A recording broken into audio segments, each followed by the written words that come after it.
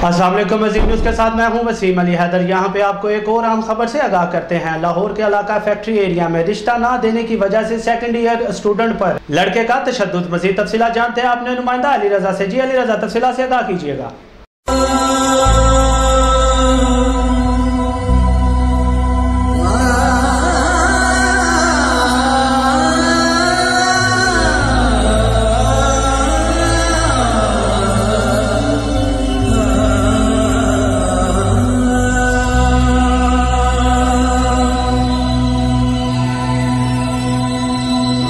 जी बिल्कुल, थाना factory area के इलाका में रिश्ता ना देने पर मुलजिम दिशाब खान ने सेकंड ईयर की तालिबा पर तशद्दुद की इंतहा कर दी। मजलूम हवा की बेटी के सर के सारे बाल काट दिए, जिस पर लड़की की वालदा खालिदा परवीन की मुद्दत में मुकदमा दर्ज किया गया। ताहाल मुलजिम गिरफ्तार ना हो सका। पुलिस का कहना है कि मुलजिम को जल्द गिरफ्तार कर लिया जाएगा। जी तफसीलात से आगाह कर रहे थे अली रजा। मजीद खबरों और अपडेट्स के लिए विजिट कीजिए हमारी वेबसाइट।